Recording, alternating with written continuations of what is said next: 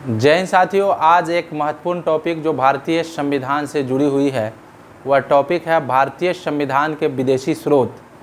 अर्थात भारतीय संविधान के निर्माताओं ने लगभग 60 देशों के संविधानों का गहन अध्ययन किया। उनमें से चुनिंदा 10 देशों के संविधान के खास प्रोविज़न्स को भारतीय संविधान में अडॉप्ट किए गए।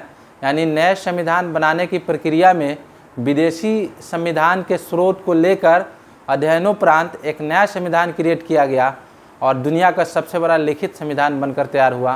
तो किन किन देशों से कौन कौन से प्रोविज़न्स या उपबंध अडॉप्ट किए गए हैं इंडियन कॉन्स्टिट्यूशंस में, उसको हम जानेंगे। सबसे पहले जानते हैं जैसे कि प्रस्तावना, जिसे इंग्लिश में हम प्रीएम्बल कहते हैं। प्रस्तावना भारतीय संविधान में जो संविधान की मेन कुंजी मानी जाती है, यह लिया गया है अमेरिका के संविधान से। लेकिन प्रस्तावना की अगर भाषा पूछता है, प्रस्तावना की भाषा कहाँ से ली गई है, तो ऑस्ट्रेलिया से ली गई है। प्रस्तावना कहाँ से लिया गया है, तो यूनाइटेड स्टेट्स ऑफ अमेरिका से लिया गया है। प्रस्तावना संविधान की कुंजी मानी जाती है। यह फिलॉसफी है इंडियन कॉन्स्टिट्यूशंस का, यह उद्देशिका है जिसके अंतर्गत हम संविधान के संपूर्ण मूल बातों को इसमें फर्स्ट पृष्ठ के तौर पे लिखी गई प्रस्तावना में जानते हैं। तो प्रस्तावना में समानता, स्वतंत्रता और बंधुत्व, ये जो तीन जो शब्द बताए हैं हम, समानता, स्वतंत्रता और बंधुत्व, ये जो भाव लिए गए हैं, ये जो कॉन्सेप्ट या अवधारणा ली गई है फ्रांसीसी क्रांति से। तो समानता, स्वतंत्रता, बंधुत्व भारतीय संविधान में जो शामिल किए गए हैं वो फ्रांस के संविधान से लिए गए हैं। सामाजिक, आर्थिक तथा राजनीतिक न्याय, जो प्रस्तावना की कॉन्सेप्ट है, सामाजिक, आर्थिक और राजनीतिक न्याय की जो अवधारणा है भारतीय संविधान में जो ली गई है वह रूस के संविधान से ली गई है।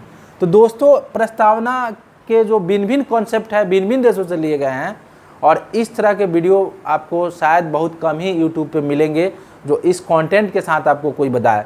आगे देखते हैं विधि का शासन यानी रूल ऑफ लॉ। ये जो विधि का शासन है यानी रूल ऑफ लॉ या विधि के समक्ष समानता यानी इक्वलिटी बिफोर लॉ, दोनों सेम चीज़ है। यह कंसेप्ट भारतीय संविधान में अडॉप्ट किए गए हैं, ब्रिटेन के संविधान से लिए गए हैं। कानून सर्वोपरि है। विधि का शासन का मतलब क्या होता है कि कानून सर्वोपरि है, वह सभी लोगों पर समान रूप से लागू होती है और इसकी चर्चा आर्टिकल 14 में की गई है। जन्म, जाति, लिंग, संप्रदाय के आधार पर किसी को विशेषाधिकार प्राप्त नहीं है। कानूनी विशेषाधिकार धर्म, जाति, मजहब, लिंग, संप्रदाय के इत्यादि के आधार पर किसी को नहीं है। यानी कानून सर्वोपरि है। यहाँ तक कि कानून निर्माता और कानून के विशेषज्ञता या संरक्षक यानी न्यायपालिका के अधीन सर्वोच्च न्यायालय या हाई कोर्ट या जितने भी जस्टिस है वो सब कानून के दायरे में है। यानी कानून सर्वोपरि है उन सभी पर, यहाँ तक कि पार्लियामेंट के मेंबर, राष्ट्रपति, प्राइम मिनिस्टर, सारे लोगों पर कानून समान रूप से लागू होगा। उसी को कहते हैं विधि का समान, विधि के समक्ष समता या विधि का शासन, rule of law, equality before law. ये दोनों जो कंसेप्ट लिए गए हैं ब्रिटेन के संविधान से लिए गए हैं। और तीसरी सबसे महत्वपूर्ण बिंदु, विधि का समान संरक्षक। विधि का समान संरक्षण जो है यूनाइटेड स्टेट ऑफ अमेरिका से ली गई है। इसको इंग्लिश में इक्वल प्रोटेक्शन ऑफ लॉ कहते हैं और इसका मतलब हो गया समान परिस्थितियों में समान व्यवहार। अगर कोई किलर है या हत्या की मुकदमा है तो प्राइम मिनिस्टर हो या राष्ट्रपति हो या आम नागरिक हो, समान परिस्थितियों में उन पर समान व्यवहार किया जाएगा। सभी न्यायालय द्वारा प्रशासित कानून के सामने सभी व्यक्तियों के साथ समान व्यवहार किया जाएगा। तो इसे हम विधि का समान संरक्षण कहते हैं। और यह जो कॉन्सेप्ट है, यह जो प्रोविजंस है, यह जो उपबंध है भारतीय संविधान में शामिल किए गए हैं अमेरिका के संविधान से लेकर। विधि निर्माण की प्रक्रिया, लॉ मेकिंग प्रोसीजर, यह भी ब्रिटेन से ली गई है। विधि निर्माण की प्रक्रिया क्या है, एक लेजिस्लेटिव प्रोसीजर होता है। किसी भी कानून को पार्लियामेंट के किसी भी सदन में रखा जाता है, लोकसभा या राज्यसभा में, दोनों सदनों में पारित होने के बाद राष्ट्रपति कि हस्ताक्षरोपरांत अंतिम स्वीकृति के बाद ही वह बिल कानून बनती है, जिसे हम वीडियो में बनाए हैं। तो विधि निर्माण की जो प्रोसेस है भारत में, यह जो प्रोसेस ली गई है ब्रिटेन के संविधान से, और विधि द्वारा स्थापित प्रक्रिया जापान से ली गई है, प्रोसीजर एस्टेब्लिश्ड बाय लॉ जिसे कहते हैं। यानी आर्टिकल 21 के आधार पर प्राण एवं दैहिक की स्वतंत्रता को वंचित कर सकती है विधि द्वारा स्थापित प्रक्रिया के आधार पर भारत सरकार। यानी विधि द्वारा स्थापित प्रक्रिया के आधार पर आपको जो आर्टिकल 21 में प्राण एवं दैहिक की स्वतंत्रता दी गई है, उसे निरस्त करने की जो पावर्स है, किसी भी परिस्थिति में निरस्त नहीं होते हैं। इनकेस अगर होते हैं तो राष्ट्रपति के द्वारा। वैसी स्थिति में जो प्रोविजंस है भारतीय संविधान में, वह जापान के संविधान से लिए गए हैं। तो दोस्तों, इस सबसे पहले इसको आप स्क्रीनशॉट ले लें, फिर विभिन्न देशों के संविधान से जो जो स्रोत लिए गए हैं उसका टेबल्स हम बताने जा रहे हैं। इसमें हम लोग सबसे पहले देखेंगे कि अमेरिका के संविधान से कौन कौन से उपबंध भारतीय संविधान में शामिल किए गए।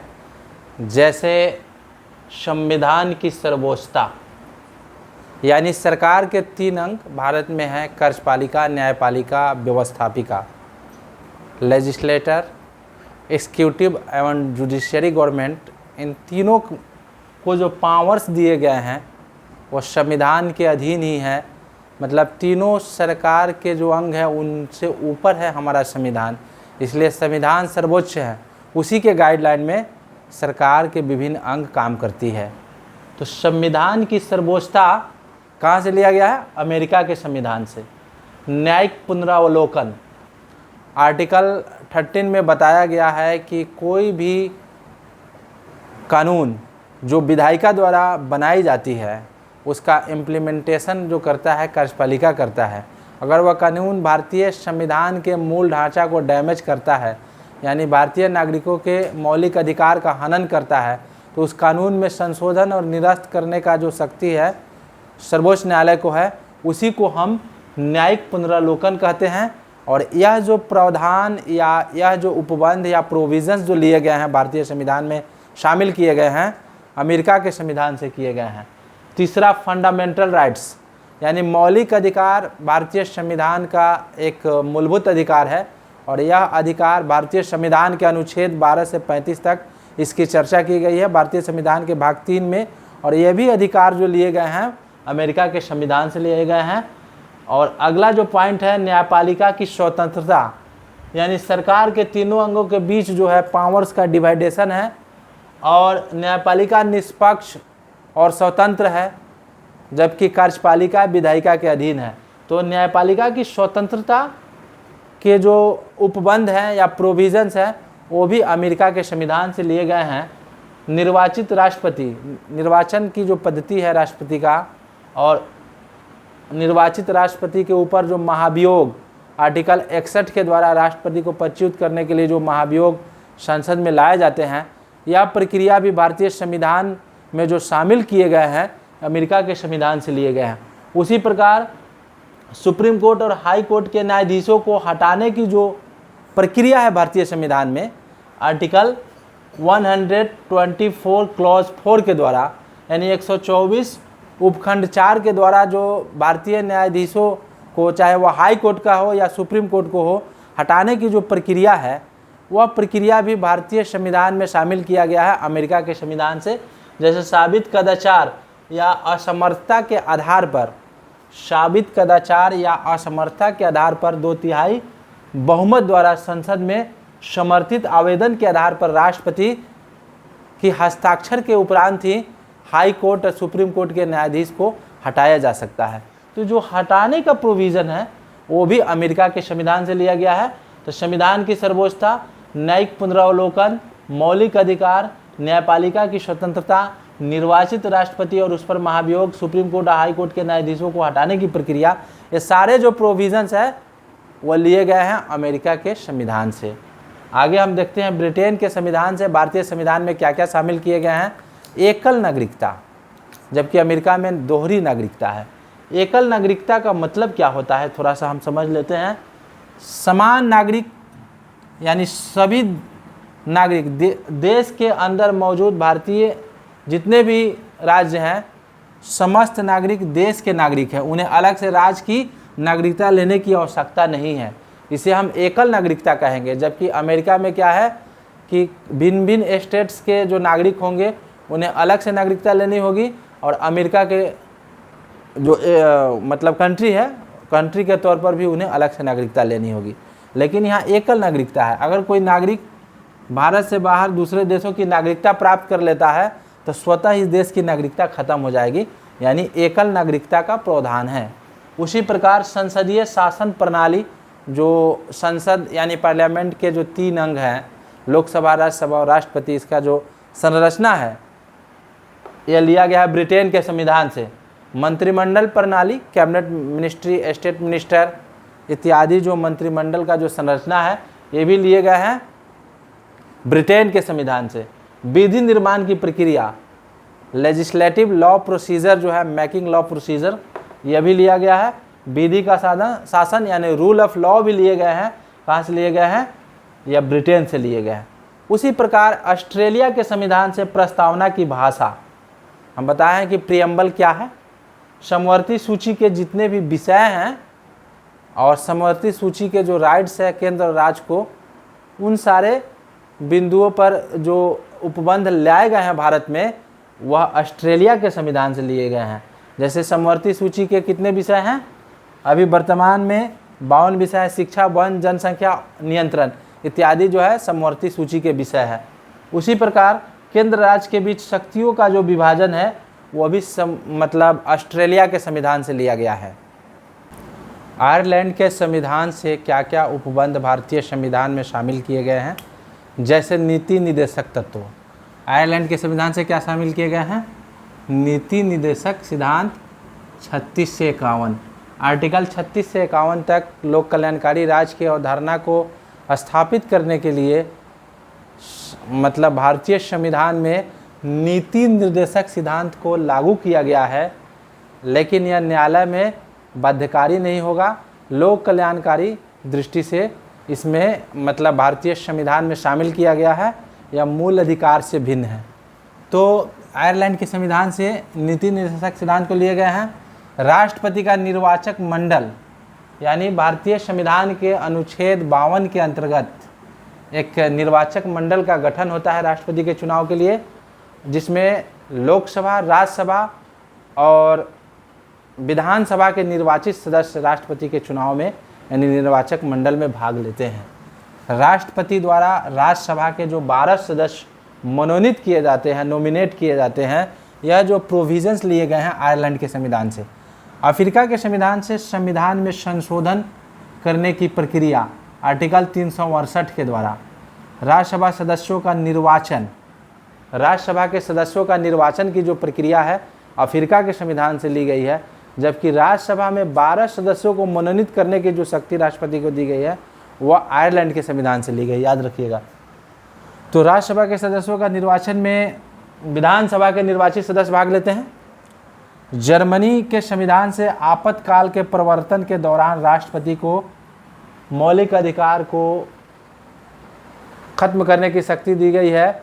भारत में 3 तरह के इमरजेंसी आपातकालीन व्यवधान है, 352, 356 और 360। 360 जो है वित्तीय आपात है, लेकिन अलग से वित्तीय आपात की चर्चा हम अमेरिका द्वारा ली गई, अडॉप्ट की गई संविधान से कर दिए हैं। 352 में राष्ट्रीय आपात है, 356 में राष्ट्रपति शासन लागू से संबंधित प्रावधान है। तो इस तरह से आपातकाल के दौरान जो इमरजेंसी लागू होती है, भारत में अभी तक राष्ट्रीय आपात 3 बार लागू हो चुकी है। संभवतः आप लोग जानते होंगे 1962 में और 1971 में, और आंतरिक गड़बड़ी के कारण 1975 में, ये 3 बार लागू की जा चुकी है। इस पर अलग से हम वीडियो बनाएंगे। कनाडा के द्वारा राज्यपाल की जो नियुक्ति भारत में राष्ट्रपति द्वारा की जाती है, यह जो उपबंध जो लिया गया है कनाडा के संविधान से लिया गया है। संघात्मक विशेषता, यानी भारत राज्यों का संघ है, यूनियन स्टेट की चर्चा की गई है संविधान में, फेडरल स्टेट की नहीं। फेडरल स्टेट में होता क्या है कि संपूर्ण शक्ति केंद्र के पास चली जाती है और आंशिक शक्ति जो होती है राज्य के पास होती है। जबकि भारतीय संविधान में भारत में राज्यों की जो स्थिति है उससे मिलकर केंद्र बनी है। नहीं, अवशिष्ट शक्तियाँ केंद्र के पास है, इसकी भी चर्चा 9वीं अनुसूची में की गई है। तो अवशिष्ट शक्तियाँ केंद्र के पास, संघात्मक विशेषता, राज्यपाल की नियुक्ति या कनाडा के संविधान से लिया गया है। और उसी प्रकार रूस के संविधान से जो है मूल कर्तव्य को भारतीय संविधान में लाए गए हैं। भारतीय संविधान के भाग 4 के क में और आर्टिकल 51 के क में 11 मूल कर्तव्यों की चर्चा की गई है। और यह मूल कर्तव्य जो था, इसकी जो प्रोविजंस है, उपबंध है, रूस के संविधान से लिए गए हैं। किसके संविधान से लिए गए हैं?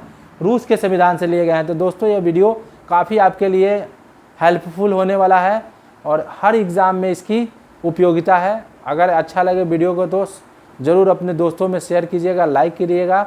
अभी तक जो दोस्त चैनल पे नए हैं वो मेरे चैनल को सब्सक्राइब कर दे, फिर अगले वीडियो का इंतज़ार करें। जय हिंद।